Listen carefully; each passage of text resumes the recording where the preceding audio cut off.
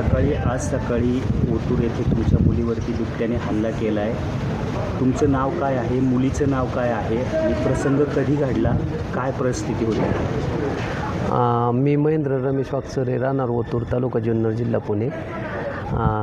वाकचरे मळा।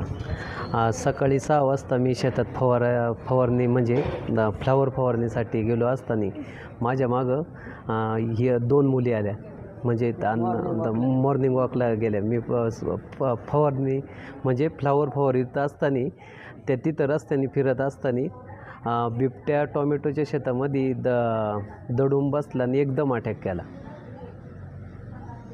त्यानंतर काय घडलं? वन विभागाचे कर्मचारी कधी आले? लगेच आले। हां। त्याच्यानंतर काय पुढं कुठं उपचारासाठी? ओतूरच्या ग्रामीण रुग्णालयात नेले असतात, तिथं लस उपलब्ध नसल्या कारणाने ते म्हटले पुढील उपचारास नारायणगावला न्या। आता नारायणगावला आणल्यानंतर काय परिस्थिती आहे? हाय व्यवस्थित आहे, लस बीज दिली। काव्या महेंद्र वाकचरे। किती वर्षाची? 10 वर्षाची। काय डॉक्टर काय आता इथं काय डिस्चार्ज मिळणार आहे की काय? म्हणजे 1-3-4 तासात सोडतो म्हटलं। हां। आता सध्या वन विभागाकडे तुमची मागणी काय राहील? काय नाही, पिंजरे त्यांनी पाठवलेत, लगेच तत्पर सेवा दिली। 3 ते 4 पिंजरे ठिकठिकाणी घटनास्थळी पाठवलेत। तुमची मोठी मुलगी याच्या सोबत होती, तिने हिला वाचवलं असं म्हटलं जाते। काय केलं तिने?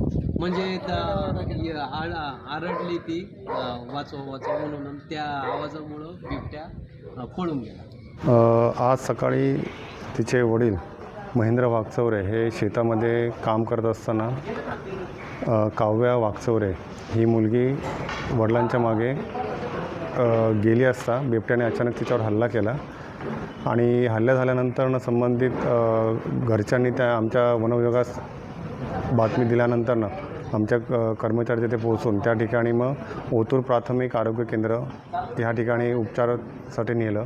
तिथून मग त्यांनी पुढे नारायणगाव PSCमध्ये पुढील उपचारासाठी आज दाखल केला आहे। आत्ता मुलीची परिस्थिती कशी आहे? मुलगी अचानक थोडासा बिबट्या वय वर्षाचं 10 असल्यामुळे, लहान असल्याने ती थोडासा अचानक हल्ला झाल्याने थोडीशी ती घाबरली होती, पण आता ती उपचार केल्यानंतर, डॉक्टरांनी उपचार केल्यानंतर ती आता स्टेबल आहे, व्यवस्थित आहे। म्हणजे आता असं घाबरण्यासारखं काही नाही आहे सध्या। मग त्या ठिकाणी काय सध्या आपण तिथे माझे बेस कॅम्पच्या दोन्ही बेस कॅम्पचे मी संपर्क साधून तिथे आपण पिंजऱ्यांची संख्या वाढवत आहोत आणि तिथे गस्ती आपण आता सध्या वाढवत आहोत त्या ठिकाणी आजपासून।